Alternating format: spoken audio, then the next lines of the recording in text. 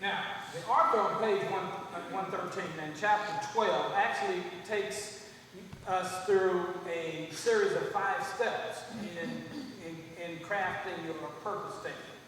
And what we're going to do is we're going to follow that process, but we're going to implement what I've found an additional measure which makes it a little easier in following those 5 steps and coming to end in a clearer way. Because what I discovered as we went through chapter 3, chapter 4, as we talked about the context of our calling and then the exercises at the end of those chapters, which required us to go and take a retrospective look at our lives in terms of some of the successful times and some of the not so successful times, and I looked at how, in some cases, how it was challenging for some of us to identify certain moments in our lives. But those moments are so critical to us understanding our individual purpose. And it's really critical when it comes to understanding how to go about crafting your life purpose statement. So the author talks about 5 steps in writing a purpose statement that begins out of answering the questions out of the 5 contexts of purpose discovery. Okay, we handed out a handout a couple of classes ago with these 5 questions. Everyone was encouraged to begin answering those questions. Okay, that has to do with your 5 contexts. Now, some I realize are further along than others in that process. Okay, but you will not be able to effectively craft your life purpose statement without going through the process. And so tonight, I'm implementing a way that I think that will be able to help you expedite looking at the 5 contexts of your purpose discovery and identifying in an easier manner the answers to each one of those questions. Okay? And the way we're going to do that is I've handed out, you have before you a handout that is reflective this. It's a 2-sided copy. Everybody see that? And on one side of the copy is you have Peter's adult personal history timeline. Everybody see that?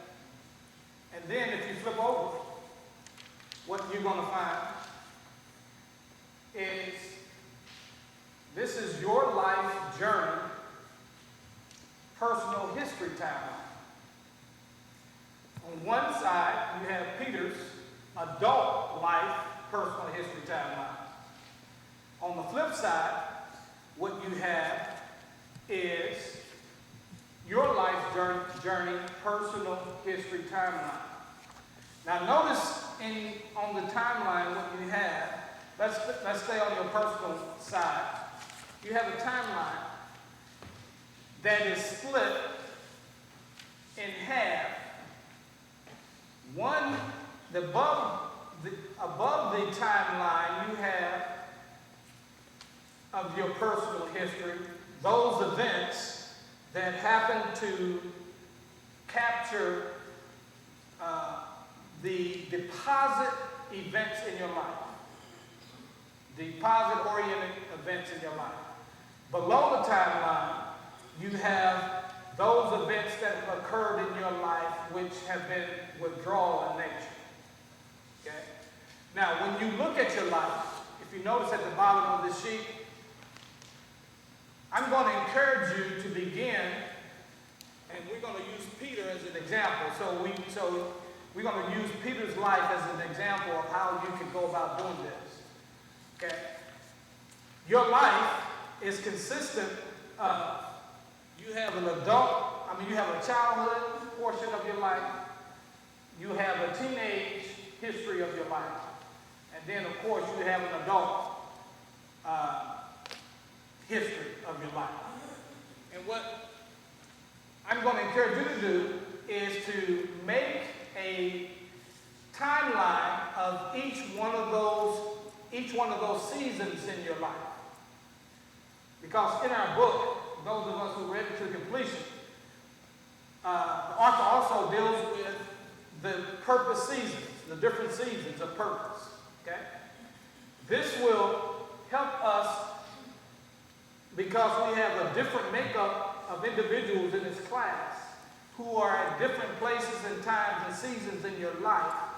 This will allow each person in the class to be able to identify what it is according to your season and according to the season of your life, still to be able to discover what God's purpose has been for your life and is. Everybody with me on that notion?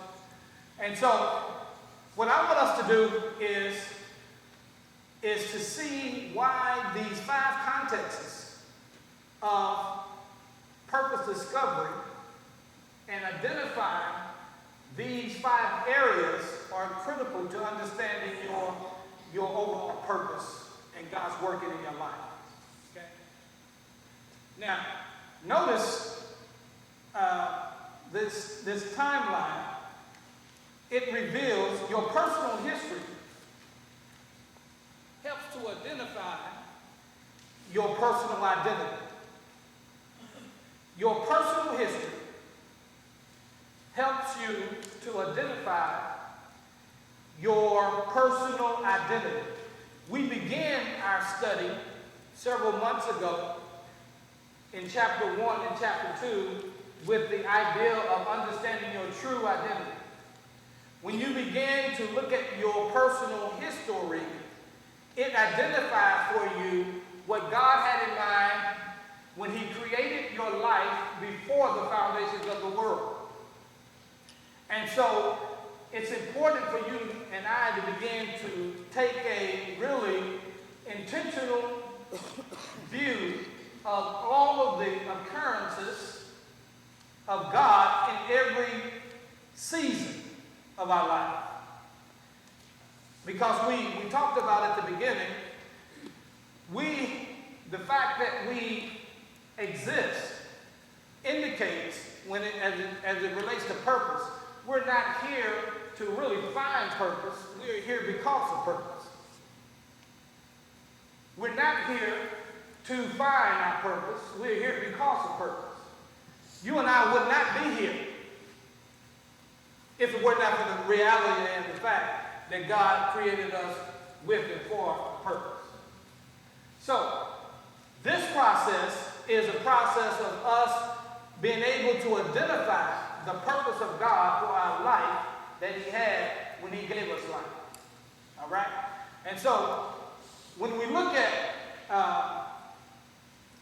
by looking at our personal history, we can, and really when we talk about the 5 different contexts of our life, what we're talking about is our life personal history. That's really what we're referring to.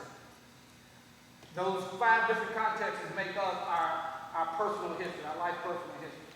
Okay? So, what I want us to do now, to as an exercise at each table, I want us to examine. I tried to create a slide. My technology skills are not, I'm going to work on having a visual that will more clearly communicate what you have in print. So I had to get a shoot a photocopy of this to kind of put up on the screen. But what we have here is Peter's adult life history, okay? Now, the thing I want us to note is, y'all remember when we were studying the context of our call, and we began talking about the life of Peter. We spent several classes. When Jesus encountered Peter, and when we were talking about calling, and Jesus met Peter, and when he met him, what was Peter doing? Y'all don't remember? He was fishing, right? When Peter got called, he was in the process of fishing, okay? And what I have before us here is I plotted out the significant events that had occurred in Peter's life, both his deposits and his withdrawals. Okay, from the time that God called him, both of his positive or his love deposits and his love withdrawals that he had in his life as an adult. And the thing that I want us to be able to see is every significant occurrence in our life at every season plays a very, very instrumental part of identifying certain things that God is trying to reveal to us to give us clarity on what our real identity is. Okay? So, look at your handout, and here's the exercise that we're going to do. And notice on the deposit side, every deposit that happens in your life carries a significant emotional, we want to categorize as a significant emotional event. A significant emotional event. When things happen to us in our life that has any type of real impact, we're always affected on an emotional basis, from an emotional perspective. And when we talk about the significance of that is, now that we know our true selves, what we are a spirit that has a what? Soul that lives in a body. So when we refer to any event having an emotional impact in our lives, what part of our being is being affected? Our soul. Our soul. So these events, so when we talk about love deposits and significant emotional events, we're talking about those things that have affected and had an impact on our soul level. All right? Likewise, whenever we've had any significant events that have impacted us in a withdrawal means, those events also has had an impact to where it has affected us to affect us to the depth of our soul. But the thing that is also interesting is when you have an event, we hear a lot about now trauma. Trauma is a thing that is now elevated in our culture right now, trying to study trauma. And you know, trauma is an interesting thing in that what is now known, especially scientifically, trauma just doesn't affect you when it affects you on an emotional basis. Guess what? It also affects you on a physiological basis. That for a long time has not been addressed. What do I mean by physiological? Physiologically, I mean neurologically, your central nervous system. So the things that oftentimes have occurred traumatically in our lives, whether love deposits or withdrawals, they have a way of affecting us on a physical basis. And in the physical basis, a lot of the things that may have occurred in our lives still find their place resident, living within your body right now.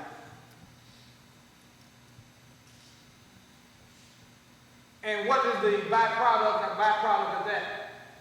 Disease.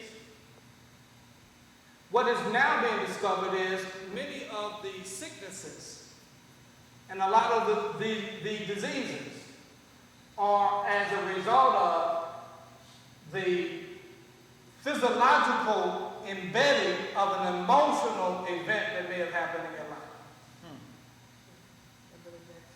There is scientific evidence that proves there are lots of Say that again, sister. I said there's scientific evidence that proves that the amount of childhood trauma is in direct correlation with what we can expect our life expectancy to be. Did y'all hear that? And so, what we are actually embarking upon doing, and that's why I'm trying to make some connections for us to see when you get to the idea of developing your purpose statement, how that it can actually impact your life in a more profound way than you may think. Okay? And so here is what has to happen though. Let's look at Peter, and we're gonna see through Peter's example. Then we'll go back, and then apply it to our personal situation. Now let's look at Peter's life. First of all, we're going to concentrate on all of Peter's love deposits in his adult personal history. Okay, timeline. We're going to start with the point where Jesus tells Peter, "Follow me, and that I will make you fishermen of men." So if we were to chart that out, that was a deposit in his life. Okay? And what we'll find out in all of our personal histories, all of our personal history will have highs and lows. Things that we can look back over our life where we've had deposits and withdrawals, highs and lows, right? But what I want us to see is there are some patterns, predictable, in all of our lives that we stop and take the opportunity to do what we're talking about doing here, right? Okay, now notice the next thing that we can pull out in Peter's life as a deposit. Peter catches more fish than he can handle. And then at that point, also along that period of time, he gets a new name. Jesus renamed him from Peter and calls him what? He calls him the Rock. Okay? Next love deposit experience he had. Jesus saves Peter from drowning. Now, somebody says, well, I thought that was a withdrawal. No, he was about to drown. And Jesus saved him. I'm told that's a deposit. Okay? All right? Now, then we go a little further in Peter's life. We see him in relationship with Jesus after Jesus has resurrected from the dead. Okay? So we see the risen Jesus meets Peter while fishing and gives him a new reference experience. Y'all remember when Peter had quit? And we're going to look at that below the timeline.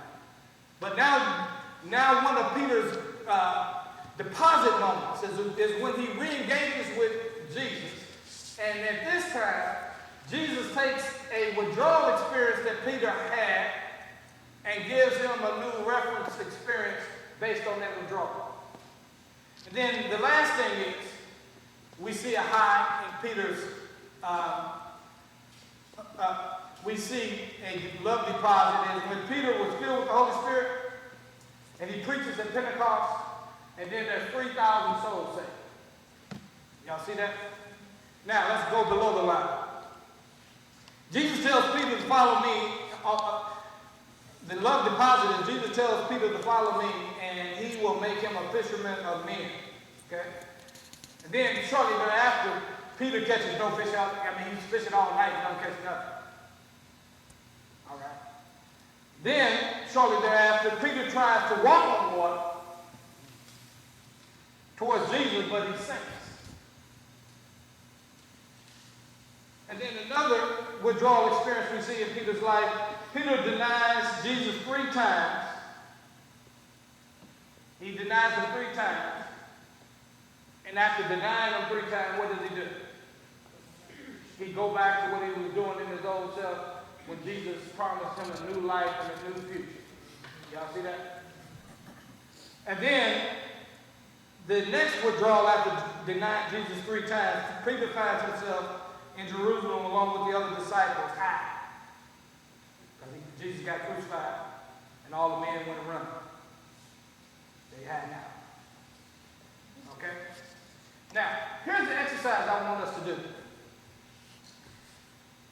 I wanted every group at each table to look at Peter's life and try to identify any patterns that you can from his life.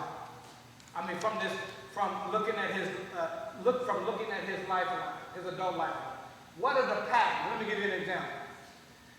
If you look at this, if you look at Peter's life here, one of the patterns that you can see that comes out is Peter, as long as he had a good relationship with Jesus, he was excelling. Every time that he didn't excel, he found himself trying to do things by himself. That's a pattern. Okay? Any other patterns that you can see? And there are others that you can see and extract from Peter's walk. Oh, it's 7:43. We're not on.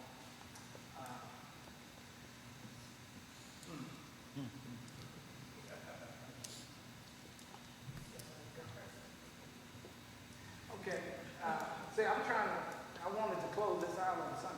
This is because when I met Sunday, what I wanted us to do is actually, what I wanted to show you is this. God, you got to understand, many of us, when it comes to looking at going through the process of the different contexts of our life, we have a difficult time in doing it. I've been repeating this the last few times. We have a difficult time engaging, especially those events that fall below, that find itself within the withdrawal areas of our life. But the thing that hurts you and hinders me when we're not willing to go there is that you cannot get clarity on what God's purpose is.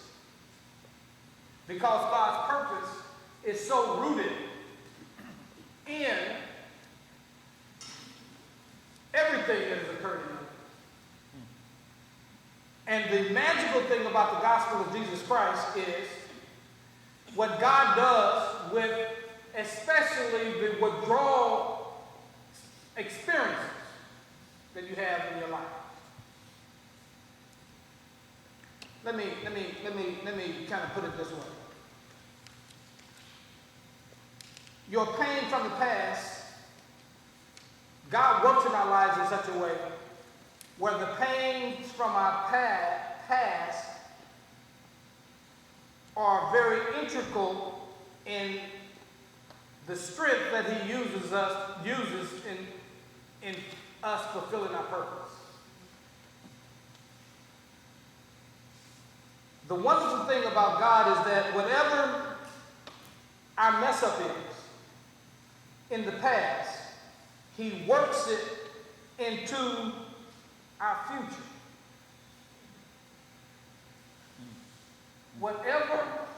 Look at Peter's life. When I can't identify correctly the withdrawal moments, what I'm hindering is the process of God of working that thing that He's already purposed in terms of our future. We talk about wanting and looking forward to, notice, the future that God has for our lives. As I mentioned last class, we cannot forget that our future in God has already been finished. When Jesus came to Peter and says, "Come, Peter, follow me, for I'm going to make you a fisherman of men." He said that when he already knew that Peter was going to come and deny him 3 times. Okay? But Peter is confronted with the moment in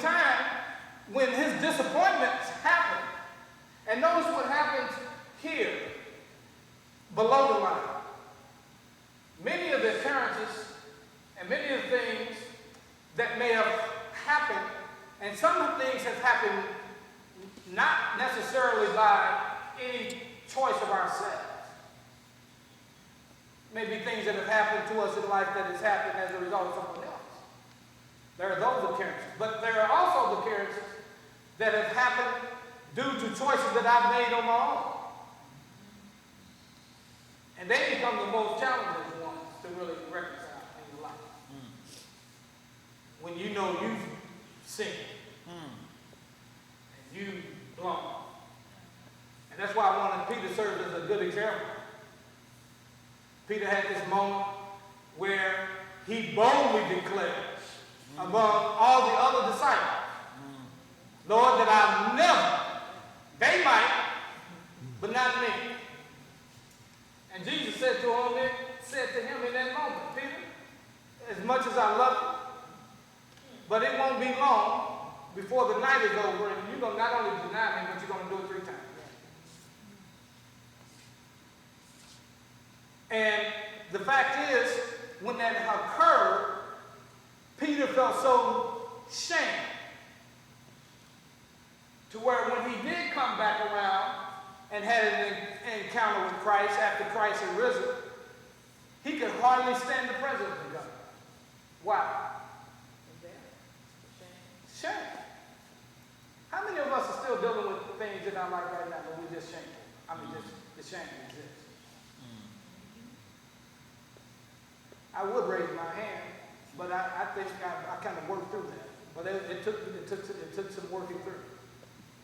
I mean, it took some working through. But only come to know, now looking back on that, what I now realize is that God, as I mentioned, He takes the mess ups in our life, the failures of our life, and He's already worked them into the future.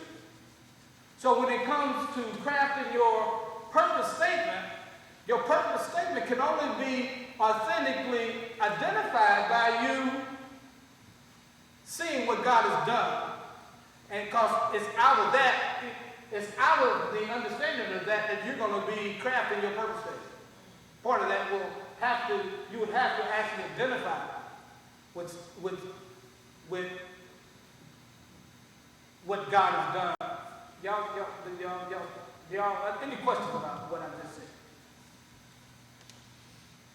Now, let me encourage us. I'm hoping this. Here's the good news. I stopped at a point. I'm gonna restate this. The wonderful thing about God is that whatever our mess up in the past is, God works it into the future. But here it gets better, so that it becomes a redemptive experience rather than an embarrassing or shameful experience. That experience now becomes, whatever the failure is, becomes redemptive and no longer embarrassing. And so when you craft your purpose statement, it becomes a redemptive statement. And then you become, at that point in your life and in your purpose and your calling, you become a dispenser. Now guess what? The love of God. The empathy of God. The hope of God. To who? To those that God has already set in your path for you to encounter. That where you can dispense the empathy, the love, and the forgiveness that they need as a result of you having received it yourself. Okay? And in that process, we participate in the purpose of God, which is 2 things. God is ever since the fall of man, he's been about the business of doing 2 things: reconciling and restoring. And by us identifying with everything that's happened into our life, it actually affirms that my life, in fact, I'm a model of a life that has been reconciled and restored. So I can be. Now, that's what it means to be salt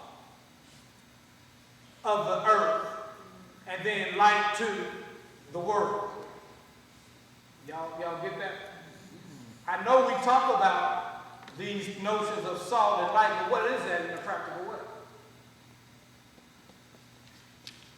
Other than a life that has actually been truly restored and reconciled back to that relationship with God. In the context of your crisis. Out of the context of your crisis. Okay? Now, here's the only thing that's left for us to do. I'm going to encourage you, and if you have any questions, you can please feel free to follow up with me. I'm going to encourage you to take your personal life history timeline, because what your life history timeline does is it reveals to you your personal identity. Now that statement will make more sense when you craft out your purpose statement. Because in your purpose statement, you're going to be stating your life, your true identity. Okay? And so I'm going to ask you to choose, take as an exercise, choose one season of your life, whether it's childhood, teen, or adult. Choose one of those areas and chart. Start with your deposits. Chart how many love deposits you can think of from the least to the greatest in one of those seasons. And then likewise, do the same in terms of love withdrawals. And what I'll do Sunday is I'm going to help us go into more detail about how to identify some of the patterns and what they mean in terms of helping you identify your true identity, and then structuring a purpose statement. Okay?